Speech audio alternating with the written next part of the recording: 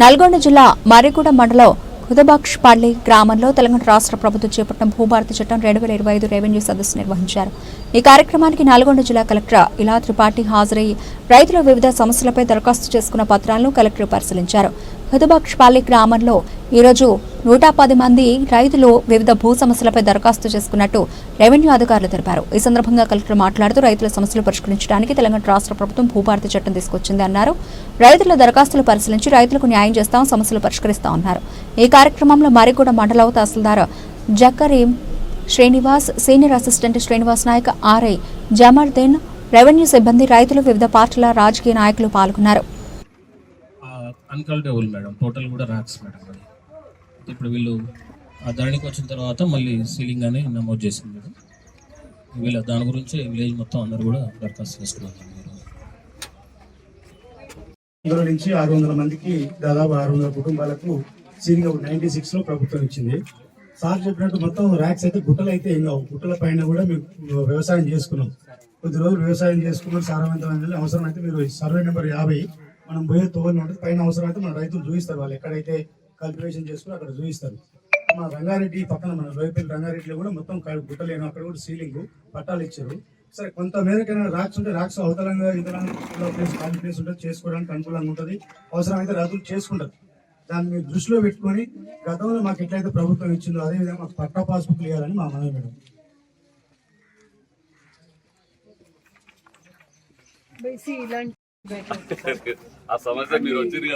సమస్య ఏంటంటే ఎక్కువ పేదోళ్లకు, వృద్ధులకు వీళ్ళకి పనికొచ్చేది. అది మా ఉద్దేశం కూడా. అది కానీ మేము ఎవరైనా మేము మా ఫీల్డ్ శ్రీనివాస్ రెడ్డికి రాసైనా దాన్ని డైరెక్ట్ హౌసింగ్ మినిస్టర్ సార్ దగ్గరికి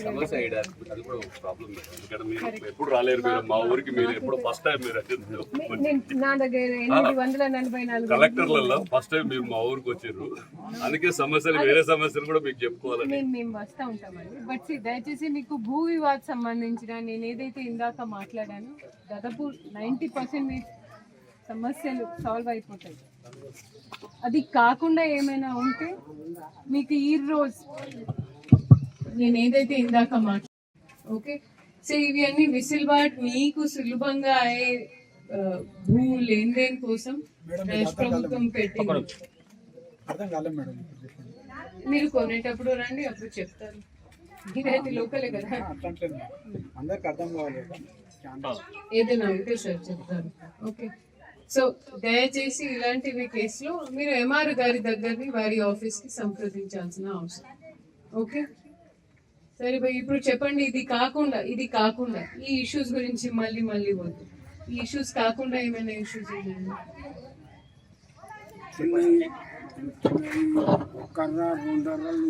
ఉన్నాయి కొంతమందికి.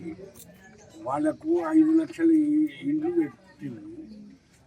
వాటిని ఏం చేయాలంటే ఒక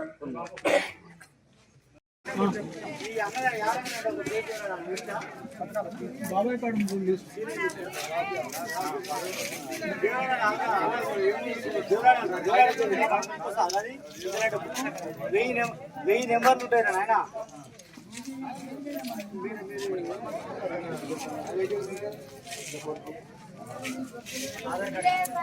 అక్కడ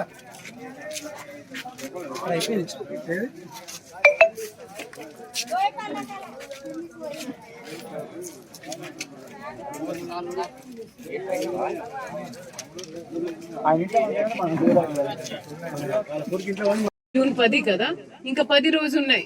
మీకు తెలిసిన వాళ్ళు, చుట్టాలు వాళ్ళు బయట ఉంటే పిలిచేసండి. సార్కి కనీసం దరఖాస్తు అయినా ఇవ్వమనండి. పెద్ద మనిషి కూర్చో. సో